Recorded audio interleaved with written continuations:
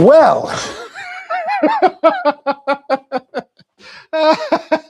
oh my gosh, I can't believe it. I thought it was totally running. My apologies. How's it going, everybody? Welcome to the Coffee Q&A. Your daily dose of coffee Q&A here on the Coffee Channel. I'm your host, and blah, blah, blah, blah. We do this Monday through Friday, most Monday through Friday, 10 a.m. Eastern. And if you have questions, let me know down below. Today's show is going to be about the Hario V60, the Hario Switch versus the Clever. Man, I had this whole thing rolling. And I've been rolling for how long now? 10 minutes almost. Good Lord. So, yeah, there's a lot of good information out there. What a total. Oh, man. Okay, so what was I talking about? We've got the Hario Switch and the Clever Dripper, right? So these are two types of immersion drippers. Immersion drippers are very similar to the French press, right? Because it's just full immersion. And what is the difference here? So we got the Hario Switch, the V60, based on the V60, right? So the V60 has these ribs, and these ribs are in a Venturi shape, and this is really a popular style of brewing for the last 15 to 20 years. Wow, I really have to figure out what did I say over the last 8-9 minutes. So in a nutshell, we're talking about the difference between the two. So if we think about coffee, right, in these immersion, if we think about coffee in the pour over version, we're trying to create our what was I saying? I was talking about this whole time about the difference between the coffee particulate size, right? So we're taking a whole bean of coffee, like one whole bean of coffee, and we're cutting it down with a grinder into many different particulates to varying degrees of fineness in order to create resistance to the water, right? It's always about resistance to the water.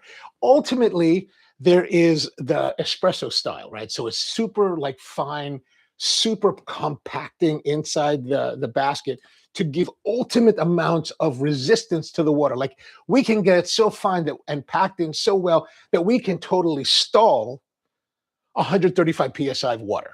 We can totally get that. That's how well you can pack it. And that's like the ultimate expression of fine.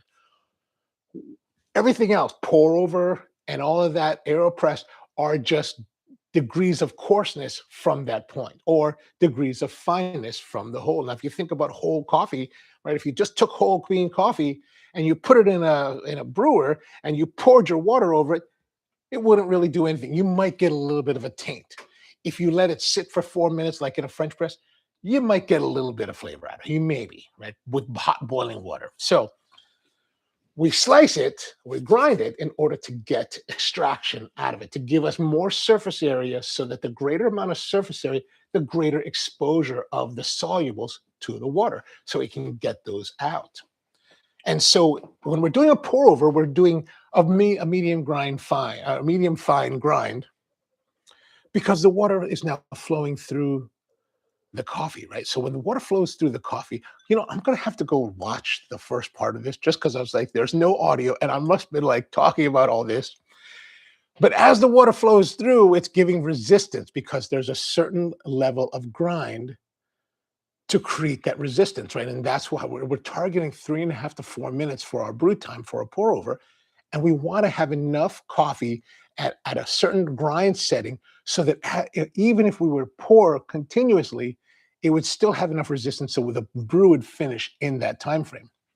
Now, when it comes to full immersion, we don't have that limit. The limitation we still have. We still have the limitation. We want it to be done in 3.5 to 4 minutes, but we don't have to worry so much about necessarily the right grind size because there's so much exposure time, right? Instead of flowing through the coffee, the water is now fully immersing itself. It's a bath. It's in a bath, and you're just kind of, sitting there enjoying yourself in a bath. A shower runs over you, right? Just like it would in a pour over. But in a bath, you're soaking in it, right? You can be more luxuriant. So in that case, we go a little bit coarser because we don't want to have too much extraction out of the coffee when we're doing the immersion brewing. And so the immersion brewing would be these type of brewers, but these are more what they call hybrid brewers because of the way they work. But a full immersion brew would be something like a French press. A French press is like the ultimate in full immersion because you just put the ground coffee in fairly coarse. And normally I just go as coarse as the grinder will allow. Because at this point, I want it to be crushed. I want it to be cut, but I'm not necessarily worried about like, how much resistance do I need? Because I don't necessarily need resistance. Now, the only time I will need resistance is later. In the case of these, resistance does come into a little bit of a play, but we'll get more into that in a moment. Whew, okay, let's see here. What do we have? How long do you think before he notices? That's funny. That's right. I'm on a roll. Like I was on a roll with like this great level of detail and excitement. And I was like, And then I was thinking, I'll check. I'll check in a moment. I'll check in a moment because I wanted to like get that out. And then I look, oh man, my gosh, so crazy. Oh man, lip reading, that'd be a good one. Okay, so yeah, I wonder, anyway, we were talking. See, this is why I was like hesitant to stop and check the comments in the middle of my like diatribe initially because now I don't remember what I was saying. So what we're talking about the brewer, and I think we're talking about grind particulate, right? About grind size and making it. Yeah, I don't know. I don't remember. I've already lost that train of thought. Anyway, so yeah. All right. Thanks. Have a good no. So that's right. So the French press, the big difference with French press is that you've got this grind, the large particulate size in the French press, and it's soaking for like 3 minutes. Like normally my recipe is 3 minutes. So we do 3 minutes. Oh, actually with the French press, it's like 3.5 minutes or 3 minutes, 45 seconds. Then we press because the pressing of the press is very easy. And once you press it, you just kind of dump it out and no problem. You're all golden, right?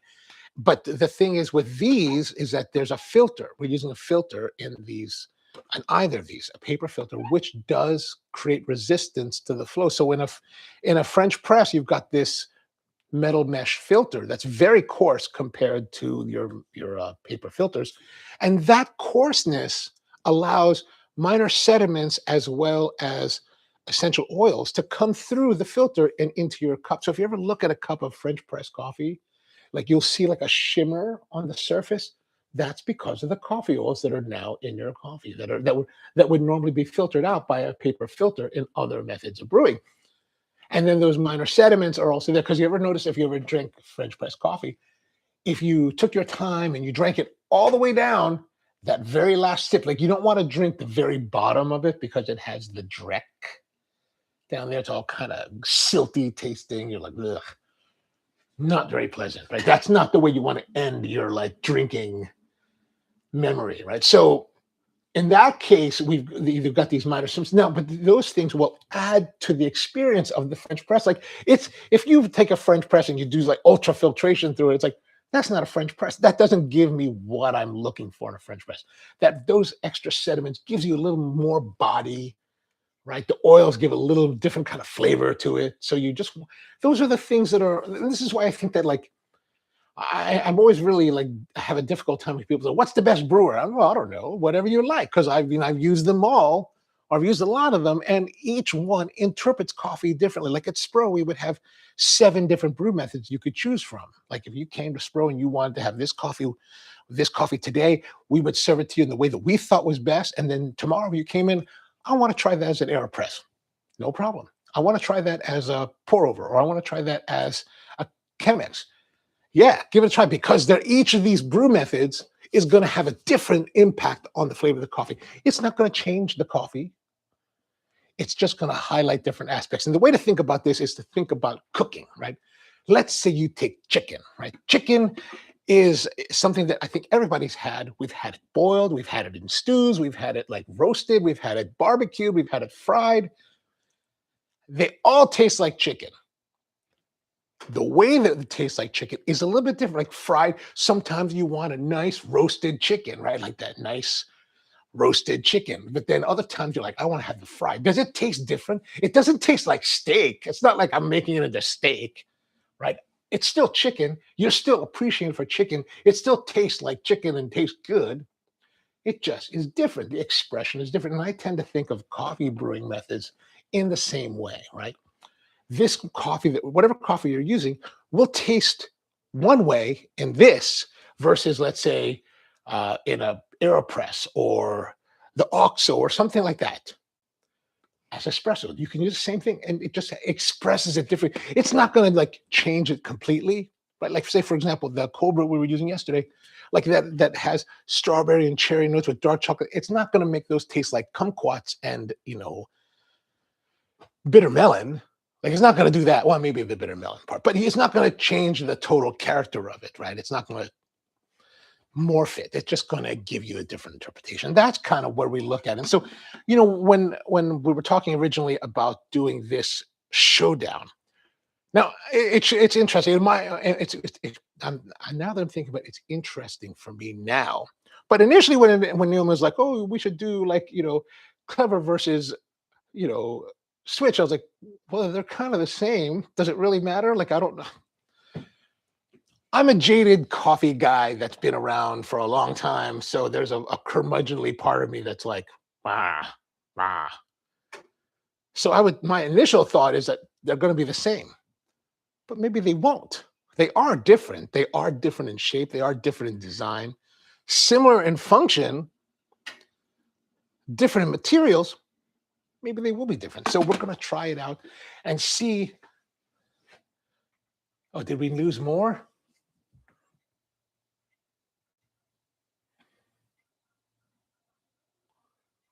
Oh, that was before. Okay, gotcha. Okay, good. So we're going to see now about the difference between the two to see if they're the different and the same. I actually don't know because I've never really. When it comes to similar brewing devices, let's say like these two, or even let's say the different types of pour over, V60, B house, all of that. I never really think about pitting them head to head because I make the general presumption that it's the same style of brewing method, so it's going to be relatively the same. But really, we don't know because we've never tested it. So we're going to try that. For today, we're going to use the same type of brewer. Now, remember, like this is the Hario switch. So the Hario switch uses switch or V60 style filters, where the Clever is a conical filter, but a more Melita style filter, right? So you can see the difference in the shape. Now, you're going to probably wonder, like, why is that Clever looking so dirty? Do you not clean it? And I do clean it.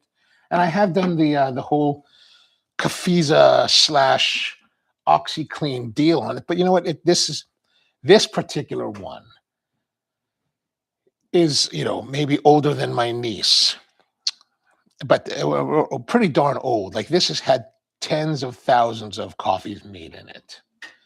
So this was one of the ones from the Hamden shop that worked there for many years. Well, probably one of the ones that didn't break. Like this is a fully immersion, but also fully plastic type of brewer, where this has glass and rubber and a plastic lever here. But this is full plastic with a silicone valve here at the bottom. Now, this one, the troubles with the Clever, like beyond the whole plastic thing. If you're worried about plastic, then get the switch. But this one, these have these 4 tabs, right? See, there's 4 tabs here. This sits on the surface of your surface, right? So it sits here on the surface, right? You can kind of see it like that, right? So it sits there and keeps the valve closed. So there's a valve here. See this valve? This actually goes up and down. This is closed, that's open. And then how it works is that when you have your glass, when you're brewing it, it's down, so it's closed, right? Then when you finally are finishing, you take it, you put your glass on it, it opens the valve and fills the glass. So it's really kind of clever, hence the name. But it works well. It's a great device. And it used to be, I think it used to be like $20, $25. It was very reasonably priced. It now costs like $40 on Amazon. And I was like, it's not, I don't know. You get to 40, I don't know. For me, at least, I'm like $40. Like, I'm a cheap guy, right? I'm cheap. But the nice thing about the Clever is that it does have a cover, Clever cover. And so when you put your coffee in, you put your water, you can put this lid on, and it will help, reduce your energy loss, the heat loss to it. And sometimes, and the one thing about this lid is that you want to be careful is that if you have a lot of like steam built up under here, it can actually make a seal around the edge. So when you open up the valve, right, there could be enough water here to create a seal. So the valve opens, but there's no displacement, right? Remember that when you're brewing coffee, you're talking also about displacement. So in this case, we've got a volume of liquid that we're trying to pass through. But that volume of liquid in a sealed container needs to be replaced with some volume of something else. Typically, that's going to be the same volume of air. But if this ends up being sealed, air cannot replace the liquid that's trying to get out, and it stalls. Like I've had a couple times over the years where we would what I would brew it, I put it down, and my general MO is to set it up, pour the water, hit the timer, go do something, right? Take care of something. Come back, put it on top of the cup, and then take care of something else because there's still another 45 seconds for it to go before it's ready. So you can take care of a couple more things for the guest's order. There have been a few times when I didn't notice that it had sealed, and I came back to it, it hadn't flowed out. So a good practice is to just crack it open slightly. Just any little bit amount will be enough airflow to replace the volume of water. Now, in the case of the switch, you don't have those issues, right? Because the switch is open top. So you might want to take your clever lid and put it on top after you set your brew. That way you can try to retain some heat. But the valve on this works differently. So in here, there's a stem, right? And so the lever itself, when you're talking about it being closed, this should be up. How it works is that there's actually a ball in there, a steel ball, that sits inside this rubber housing. There's a little bit of gasketing here. See, there's a little cupping there. So it sits in there, and then when you push it up, the lever goes up and holds the ball up, preventing it from sealing the gasket or the lid, the whatever this is, rubber thing, and then the liquid then can fall through. And because there is no lid like on this one, there's no worry about displacement. It will automatically just flow through. It's very simple. Now the volumes are a little bit different. Like this is a little bit bigger volume, but if you're only making one cup at a time, I never find the volume to be ever an issue. Naomi says, I've always wondered about these two pros and cons. Okay, gotcha. If they ever make a glass clever, no one will want to pay for it. I mean, that's the thing. It's like I showed you the Bonavita. The Bonavita was a great one. Like the Bonavita, I'll actually grab that Bonavita so we can have a comparison. I always thought the Bonavita was the superior brewer of this style of brewers.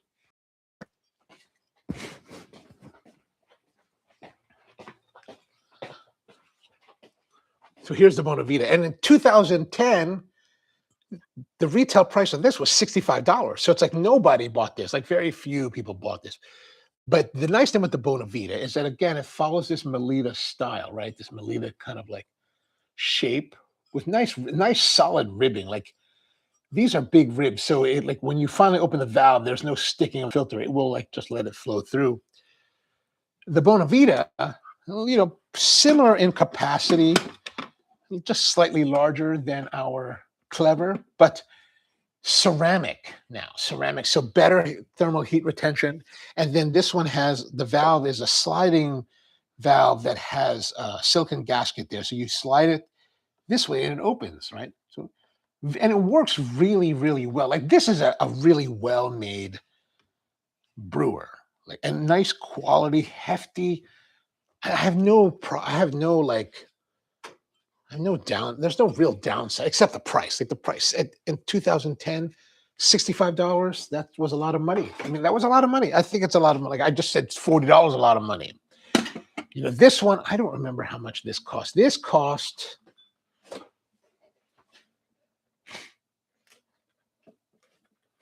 should be a price on here.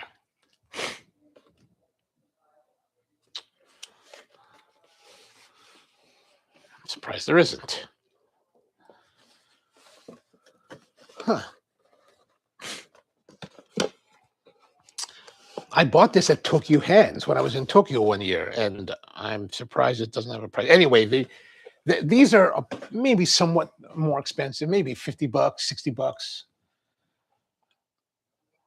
It's good. I mean, I bought it in Japan, so it was cheaper, I think. But I kind of bought it because I wanted to try it out. But this one, like I said, is glass versus plastic, or polycarbonate, and then rubber, steel, where this is just polycarbonate and a silicon gasket. But this one, like as you might think, oh, it's cheap. I mean, this thing has been through it. Like, this has served a very good and very, very long life. And if you drop it, it's unlikely to break. Or this one is actually, the glass is very robust. It's very thick. It's very heavy. You feel it.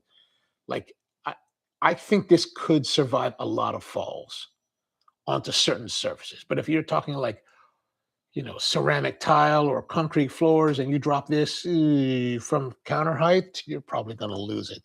This one, where we did have issues, is that the little foot here might break off. Like, I've had a couple that were like, one snapped off, and you could still, like, if you're like me and you're really cheap and you take it home and you're like, okay, we broke the foot, should we toss it? No, I'm going to take it home and brew with it. You could do that, but the problem is that, and 3 feet are enough to be stable enough for most applications. But in that moment when it just kind of leans towards the one foot that's missing, it is enough lean so that it opens the valve and it flows through. That's always fun. Switch is $34-ish on Amazon. Okay, so they're about the same price then. They're about the same price. This is 38 and this is 34. Then we're talking about the same price. So now, at least at that rate, you can buy whichever you want. M0's with us. What's going on, man? Good to see you. Good to see you. Yeah, it covers 39. Okay, great. Great. Thank you. All right, so let's do some brewing with these and see what we can see about them. What we're going to do is we're going to grind our normal coffee quantity, 24 grams, 350 milliliters of water. We're going to do full immersion, which means we're going to take the coffee, we're going to grind it fairly coarse. So we're going to go to full coarse on this machine, because this grinder, full coarse, I still feel like it's a bit finer than I would like, right? But we're going to grind it full coarse. We're going to let it sit for 3 minutes with hot water. 3 minutes, and then put it on top of our dispenser, because what we're doing is we steep for 3 minutes, and then we're going to presume it's going to take maybe up to 45 seconds for it to flow through. And this is where I was talking about the grind setting that we want to use. We want to go fully coarse as we can. Typically fully coarse works, but we want to also have enough resistance at the very end so it just doesn't come out. We want it to come out with some time, because we're still trying to reach that 3.5 to 4 minute window of brew time exposure, right? So these are all the different factors that kind of play with these brewers. So let me grab our grinder. Everything's still kind of a mess back here. I need to move stuff around and get rid of stuff. I envy those guys that have nice setups. I still don't have a nice setup.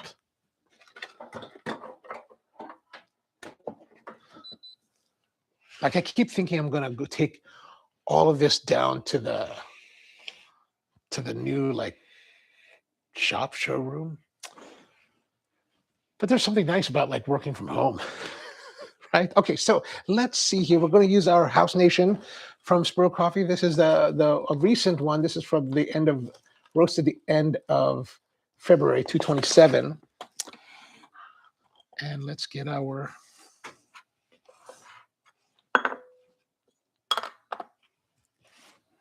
fellow.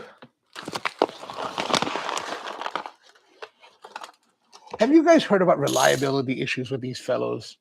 Not with the scale. The scale actually has been, despite its weird quirkiness as far as trying to, whoops.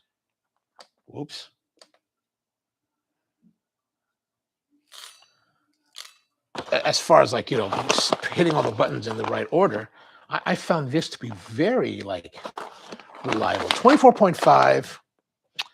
Let us grind that. So I'm going here to full maximum on coarseness, right? It's all the way.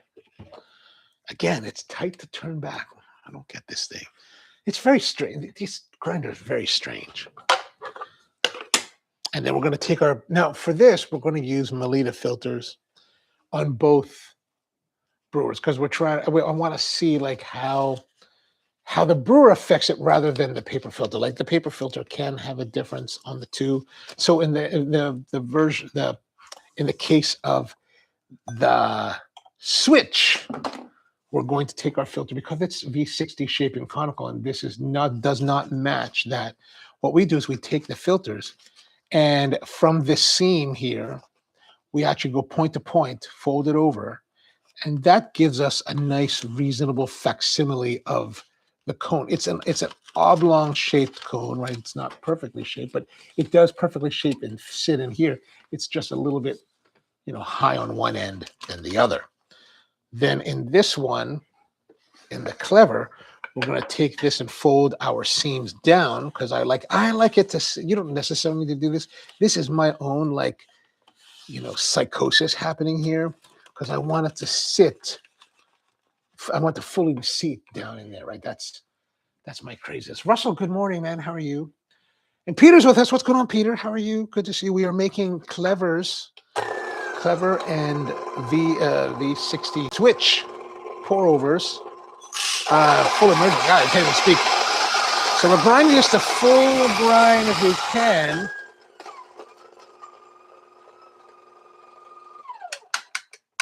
Now, the nice thing about this style of brewing that I kind of like is that we don't necessarily need to worry too much about, well, I guess we should use the timer. So, okay, we'll just do this. We'll put that in there. I'll put that in there. 24.5 is the setting for that. Now let's go and get some more coffee together. Maybe it'd be easier if I just come back on the scope. Oops, that went away. Yeah, that's better. Okay, that's a little more comfortable feeling.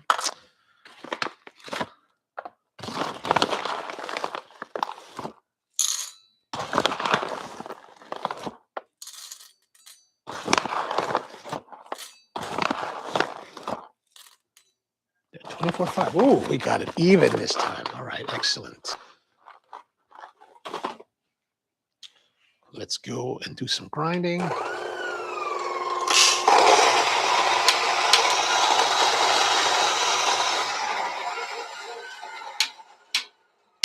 Oh, I think I may have run out of butane again.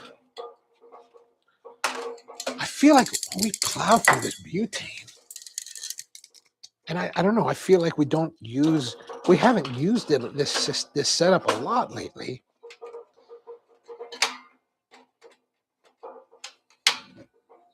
Okay, let's see if we can get that little bit of butane to work. All right, so we ground the coffee. Oh.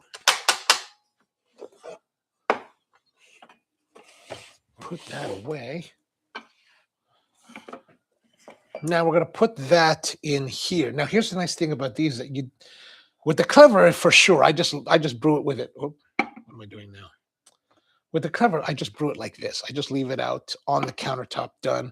This one, I haven't really done it this way. We're going to do it we're going to try it that way as well. We're just going to put this in here. Let's look at our scale. Okay. Now we're going to add tear that. Add the coffee. 24.5. Oh, see, zero retention. Like this is what irritates me about that. Zero retention doesn't always mean zero retention. So we're going to use the scale to act as our timer. And we're waiting for the water to reboil again.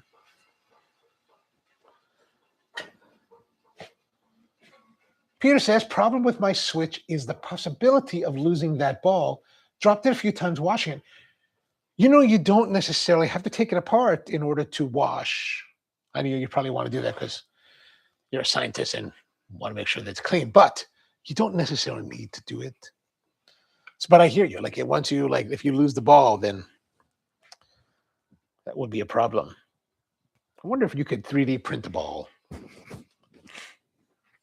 1 to 13 brew ratio. It's actually, well, I don't know. I never think of it in 1 to 13. Oh, I guess it is 1 to 13.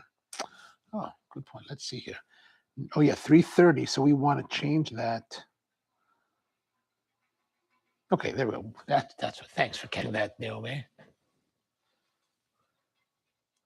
This video is brought to you by Naomi. It was her idea to do this video, or this live stream. So we're going to do it, and we're going to have an interesting journey of discovery, because I would never have thought to actually have done this. I'm going to get it. We're going to get our brewing kettles, or pouring kettles, I guess we should say, at the ready. So we're all ready to go. And I think that maybe we should also get, I'm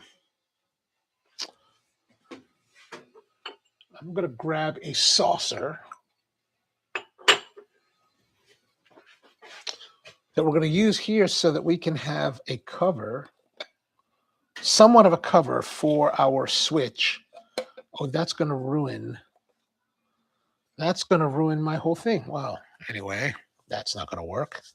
Oh, yeah, that'll be fine, because once we get there, it's just going to be, we're going to only use the timer, because we will pour the water and we will know exactly how much we need. So we should be okay, that'll be fine. That'll be fine. Peter says, I tried using a marble as a substitute, but you need a 13 millimeter stainless steel ball. Maybe it's because, there is a weightiness to it. So I would imagine that there's a particular weight to this stainless steel ball that will push it down, right? I guess that's how it works. Yeah, to give it more, heavier, like you said. That would probably be the one that needs to seal, because it's the weight of it that seals it, right? But I wonder how much the water pressure assists that sealing. So I wonder if you got I don't know if you have that, here in the United States, we have a company called McMaster Carr, which is like this company that you can buy. God, you can buy almost anything from them. It's really, when it comes to metal tools, and I don't even know how to describe what they sell, but they sell if I was thinking that I need a 13 millimeter stainless steel bearing, I'd call them, be like, dude, you guys got a 13 millimeter stainless steel bearing that weighs, whatever gram? They probably will have it. I mean, they have all kinds of stuff. I go on their website, I was like, how do you even find anything? I mean, we're talking, it seems like they have millions of SKUs. Zach Aspars is with us. What's going on, man? How are you doing? Wife says, your wife uses switch size 03 because do not like grounds in 16-ounce mug. Oh, yeah. I mean, definitely mugs. Oh, yeah, grounds and coffee are not fun. They're not fun. And Naomi says, I didn't realize the switch came in 2 different sizes. Yeah, they come in 2 different sizes. This one is the 02. This is the 02 size. I'm thinking it's because it says 02 here on the box. 02 filter. So there is one that's a little bit bigger. I don't know if when I bought this one, I don't know if they had 2 sizes at Tokyo Hands. I think they only had 1. Oh, this is taking a long time. Come on now. I'm going to grab another fresher. Oh, running out. Get my butane here. This is, I think it's Korean. Korean butane. Yeah, product of Korea. Nice.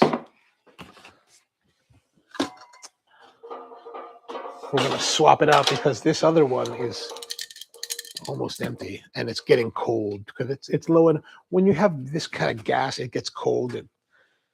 It starts to freeze when it's low on fuel, and then it just becomes very inefficient. Oh yeah, that's more robust. All right. A few more moments, and then we will be golden.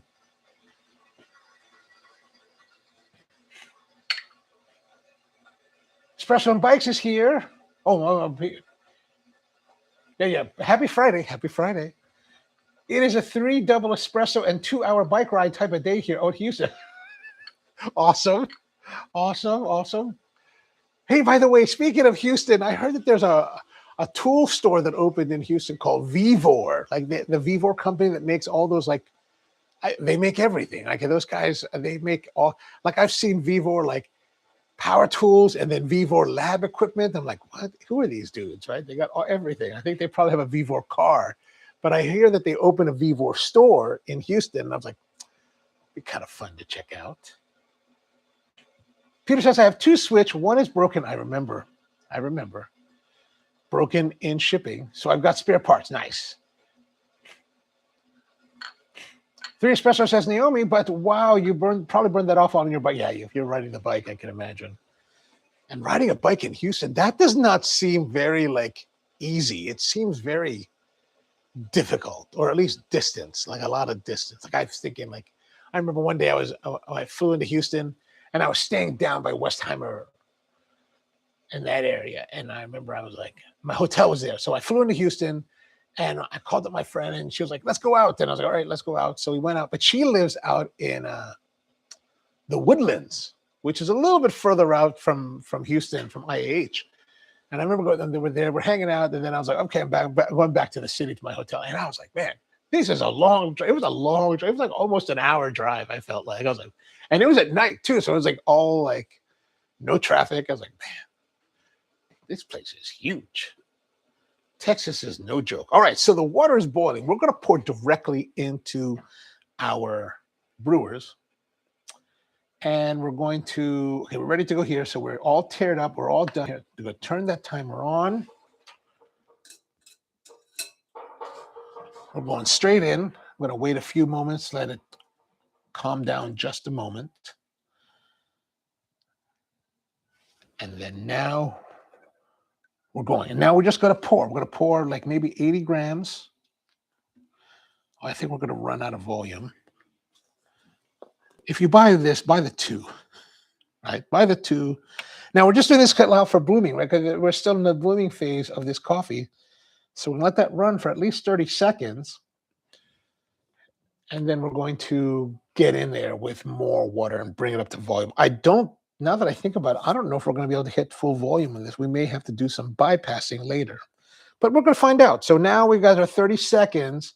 We're going to pour, and we're going to use the pour to break down the crust that is formed, right?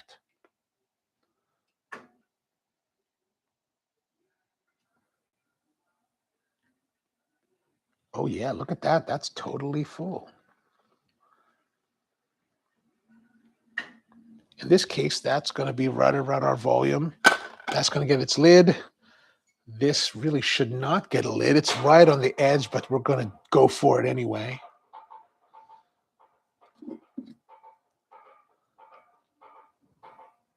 Okay, there it is.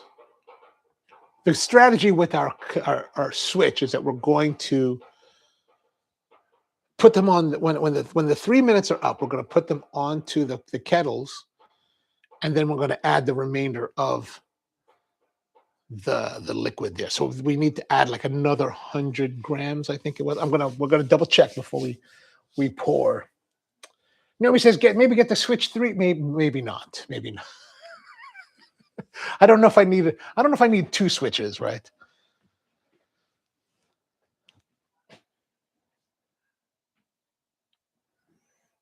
Like I don't really use the switch. I only use the switch on the shows. Like I never use it. Like, this is really what I use. I pull this from the kitchen. Like, this is what I use for coffee most of the time. Mainly because it's just super easy, and I don't have to be like Peter worrying about if it might break it. Like if I drop this and I break it, well, now actually I know it's gonna suck because it costs more than the switch. So I'm like, well, that's not good. I don't like that idea. I got to buy another one. I got to buy the. Here's the dilemma, right? Because even though I may be in the business, right? If I could probably call them and still get wholesale pricing on it, but then I got to buy a case. What am I going to do with a case? I just need one, right? So that's always the dilemma. It's like, oh. And I don't like to ask for products, right? Like I don't like to ask people to give me free products because that's the whole thing. Like especially with like a YouTube channel, people will like, if you ask for free products, then they want to like have an expectation, and I don't want to give anyone expectation. Okay, we're coming up in 3 minutes now. So we're going to put this here. We are 274. We need to add another 75 grams, let's say, This is the dangerous part because it's very precipitous. We're going to open the valve, press that down. It's flowing, right? You can kind of see it there flowing. And then now we're going to take this, we're going to put this over here and open that. And remember, so we want to kick that up a little bit so that we get a little bit of flow. Now you can see here.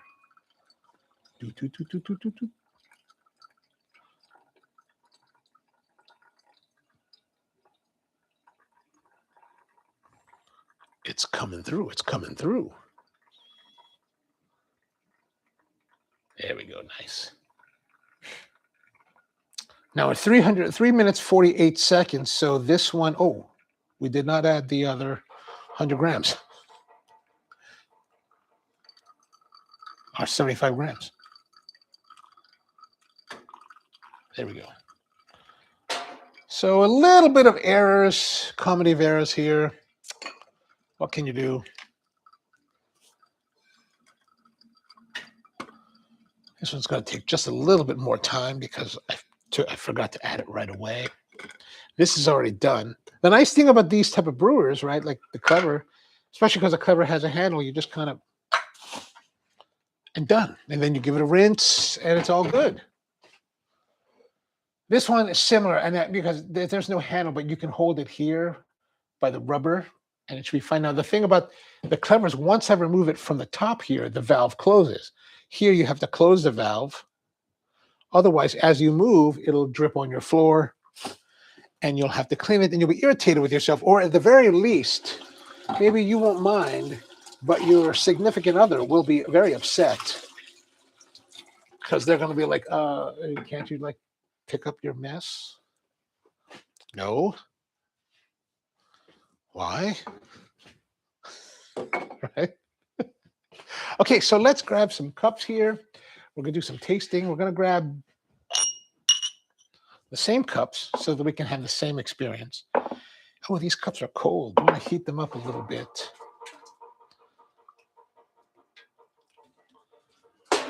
Just so it doesn't chill it too far, right?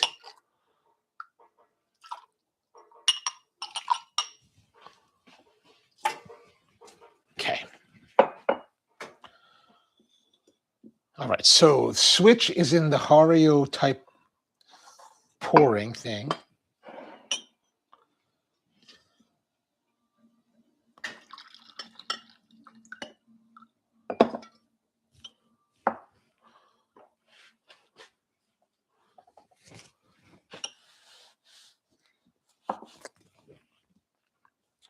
Now, like I said, I expect these to be relatively similar, like similar enough. My expectation is that it's going to be very similar, even to the point of not necessarily being very different enough to like differentiate between the two.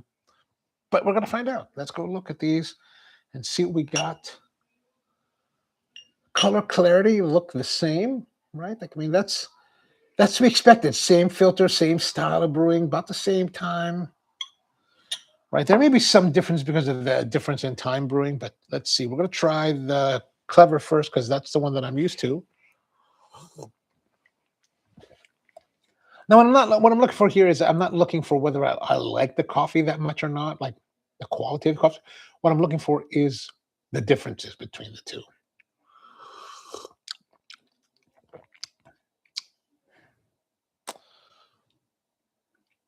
God, I don't think I like that one. I don't know. That's weird. And this is my coffee, by the way, right? This is maybe that's not so nice.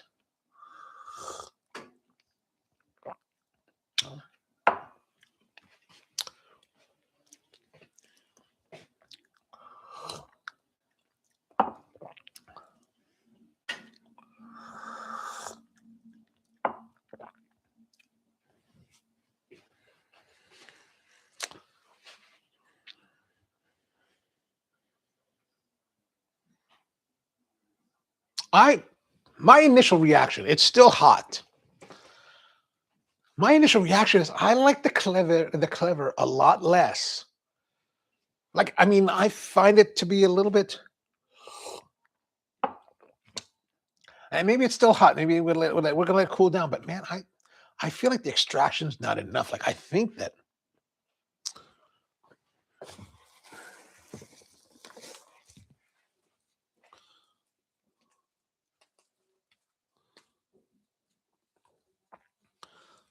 like I don't know. I think that like I feel that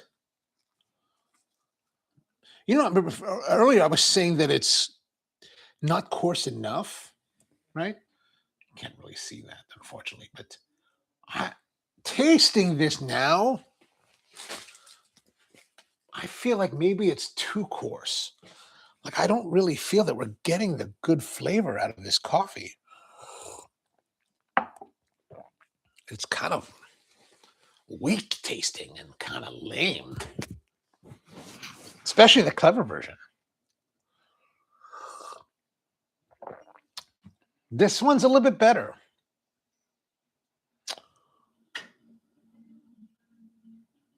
Could there be no way we checked the weight? It was still 24.5, right? When we got we didn't check the weight of the clever when it came out. I don't think. Could it be that there's some residual coffee left over from the last time we used it? That decaf that I got from my friend when she bought some?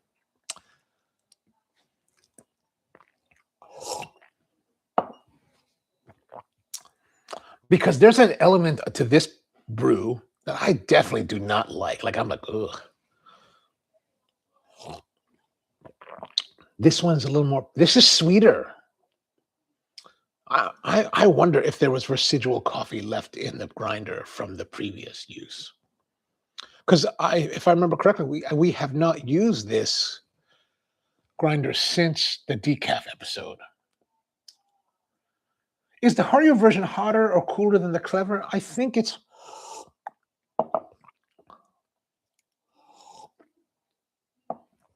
slightly hotter, maybe just a couple of degrees, not tremendously hotter. I mean, I think it does the thickness of that glass. Plus, in this case, we use the saucer, which is I think it's an ACF saucer. Yeah, it's an ACF saucer. So it's fairly. You can see here it says ACF. So it's a Italian made, fairly thick, like pretty robust kind of filter saucer.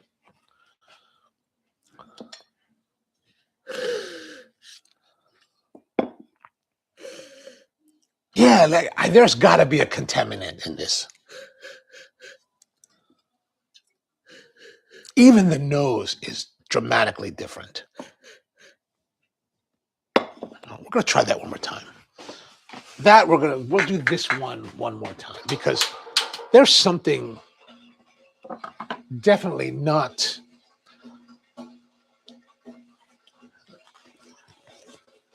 good.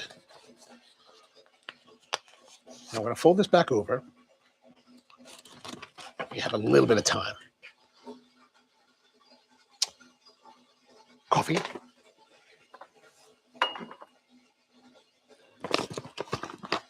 Cup. Oops.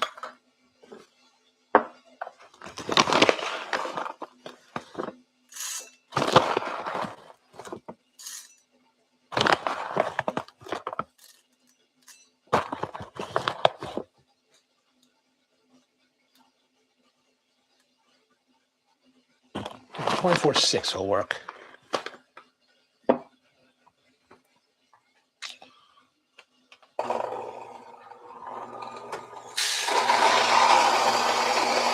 I mean, it's dramatically different, like dramatically not pleasant. Now we're going to put that on here, tear that out. 24.5 now.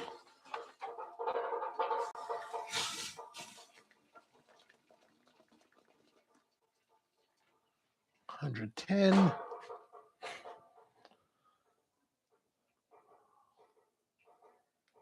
Oh, I meant for me, says Naomi, to get it. Yeah, that will work. That will work. Oh, it didn't do anything. What in the world?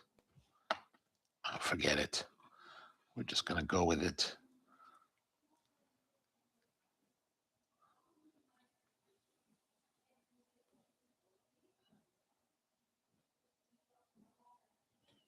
$3.79, so a little bit heavy, but we'll see what happened here. Zekaspar says if somebody breaks glass part Hario V60 Mugen from an Amazon for $14 will fit and not leak. Ooh, that's a great point. That's a great point there. We did do that on one live stream where we did switch them out. But yeah, that's a great point to remind everyone of. Perfect. The metal ones are leaking. Oh, the metal ones. Okay, not that one. Naomi says you didn't measure the water in the Clever when you poured it. Oh, in the Clever. Well, yeah, when I poured in the Clever, I've been pouring these for like 15 years. So it's like, I kind of hit it pretty good. But in this case, I mean, maybe a little bit more, but the flavor of this coffee, even if it was, let's say like this in this case, right? So here we're talking 378. I poured 378. It said 353 for the coffee. A 20-gram difference is not gonna impact the coffee in the way this tastes. Like the taste difference between these two, I mean, there are different like flavor characteristics completely, which is why I was thinking about this one has contaminants in it, or not necessarily contaminants, but residual coffee that may be left over from the previous episode where we ground the decaf, and that decaf was somewhat disagreeable. Man, that is just. I mean, I buy the coffee, I roast the coffee. Like I'm pretty familiar with it. So I'm like, that tastes terrible. It tastes terrible. Yeah, see, this is completely different. Like this is cleaner, sweeter. This has a dirty, aspect to it. Dirty, harsh. Like, oh man, I wish you guys could taste these things in person because it's like dramatic. It's like so dramatic. Like what kind of rubbish is that? Okay, 3 minutes. 3 minutes. We're gonna put this in here. See, the nice thing is that you put it on there and suddenly it starts to flow through. And it flows fairly well.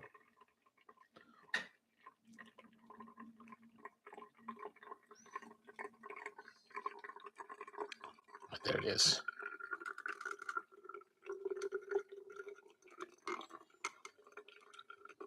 Also, didn't you put the coffee in the Hario first? So the contaminant would be in that. I thought I put it in the Clever first. I don't know. You may be right. You may be right. Who knows? Maybe I'm the one that's messed up, which would not be surprising. But that's what we're checking, right? We're checking to see like which one now will have the greater uniformity, because then we'll really know, right?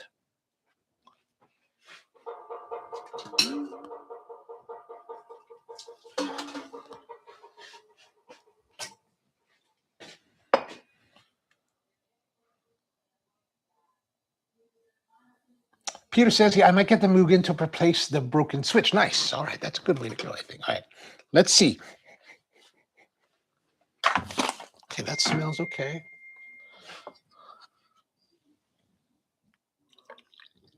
Okay, now we're going to this, and this.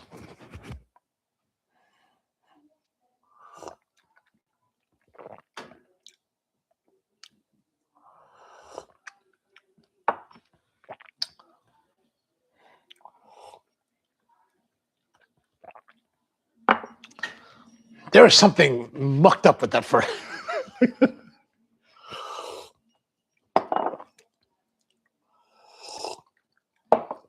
No, this is definitely the one that's off. There's something wrong with this one. And my memory is not so great either. So, but Naomi says that maybe I put the first grind was into this. Tasting these two now, I don't think so. I think this was the first one. But the nice thing about live streams, you can go back and like prove it to that I'm wrong. Said, okay, maybe this guy doesn't know what he's talking about. Naomi says, can you use the switch as a regular Hario pour over? Yeah, absolutely. So you could just take the switch, right? And you can take your valve and you leave the valve open. Okay, we'll do it this way. You can put this here together, leave the valve open, and then pour over. Oh, leave the valve open. And it will work like a Hario V60. Now, where I think the big difference is going to be between the two, while these two are have the same type of shape. Actually, let me go grab the V60. We can compare it directly.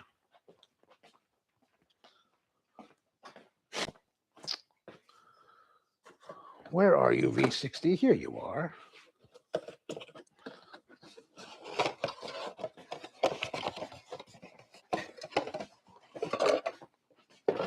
So what I have here now is the V60 in plastic. This is the plastic version. I like the clear one because I think they look cool. And so you can see here the ribs are pretty much the same, or very similar at least. You know, this one, the ribs on this are thinner than the ones here because these are glass. So I guess the way they form them is necessitates the thickness. Now here's the thing: the orifice here and the orifice here are pretty much the same size, right? Like if we take this off, they are pretty much the same. Actually, this one looks to be slightly narrower. Is that correct? Yeah, it is slightly narrow. So I can see through here.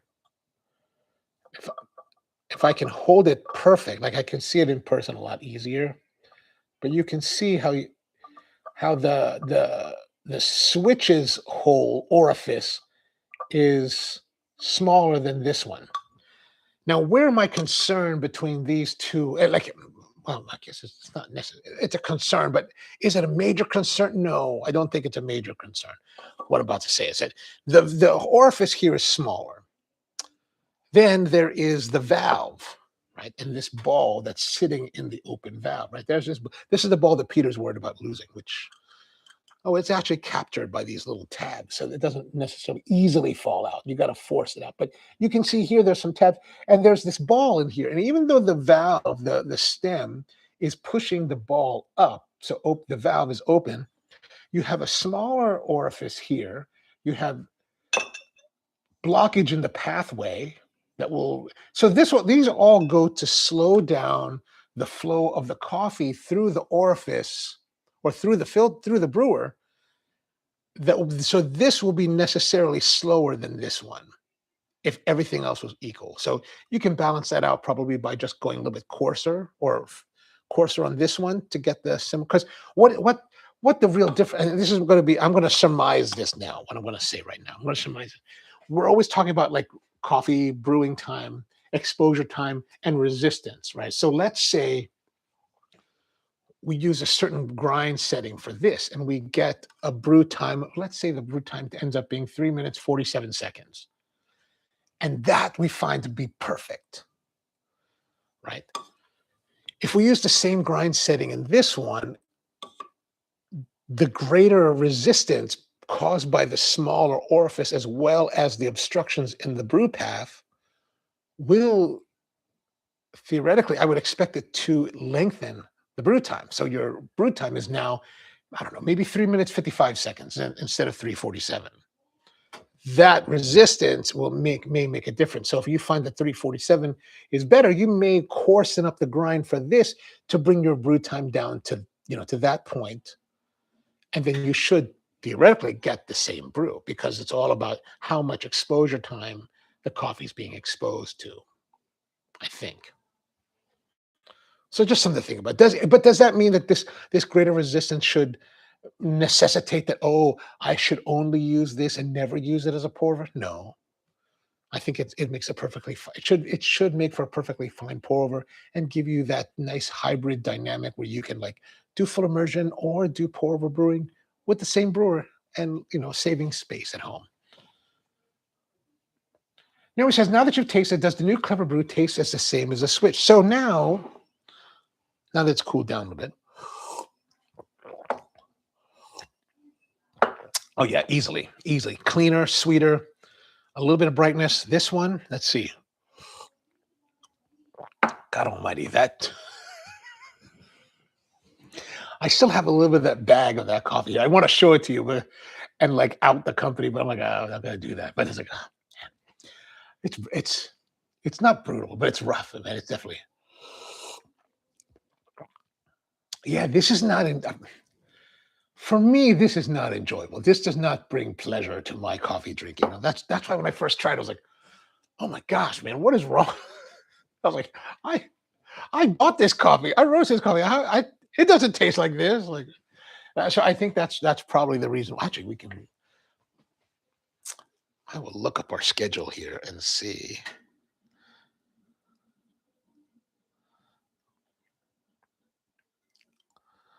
Because I think that must. I'm guessing that's the contaminant. Okay, so let's look here. This is my YouTube studio here. So yeah, we've go last episode we did the iced coffee, then before the Irish coffee, the cream line, old and golden, coffee tower magic. Maybe it's the coffee could it be the coffee tower magic coffee that's in there? Oh, maybe. Huh. See, look at that. I'm like bashing on somebody's coffee and I am no we ground the pound coffee in this grinder, right? Huh. Oh, those two coffees do not go together as a blend then. Good to know because I don't like that at all. Even cool, it's not too pleasant. All right. Good to know. Good to know. All right. Any other questions, thoughts, concerns? It's the weekend, so we won't have any live streams until Monday. So if you got anything planned, I got some events to go to, woodworking events tomorrow, and then a birthday party for some ladies on Sunday. Anytime ladies want to have a birthday party, I'm happy to go. But yeah, all right. Well, that's kind of it today. So so is it clever or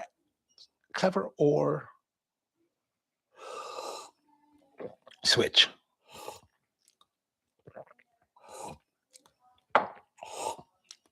Well, you know what? We did rush the brew of the switch of the clever to match the switch, but this is definitely a different consortium of coffees. These are definitely the same coffee, but I am prone to tell you that the clever is the way to go because that's what I've been using for the last 17, 18 years. But based on the tasting now, I gotta say, switch. Switch feels sweeter, has a little bit more development. I think that perhaps the slower feed rate might have something to do with it as far as like, coming through it. But actually, it just tastes nicer at the moment. Also, the nice thing about the switch is that it's glass, so it's going to be, while Clever did change many years ago and went BPA free, it's still plastic. So if you don't like plastic kind of stuff, go with the switch. And actually, the switch, now that we know, is $5 cheaper. So there's not much reason to go for the Clever now when there's the switch. Like when the Clever was still like $20, well, yeah, no doubt. That's the way to go. But it's $40. Yeah, get the switch. Get the switch. Maybe I'll buy the 3-1. All right. You're very much welcome, Naomi. So, and like that, I'm always interested to hear what you guys are looking for. So if you have ideas or stuff that you'd like to explore on the show, let me know. And we can do one episode about it or talk more about it. So, yeah, that's it for today. Thank you very much for tuning in. Good to see all of you. Thanks for hanging out with me. Be back again next week with more of the coffee Q&A. So hope you have a great one and see you next time.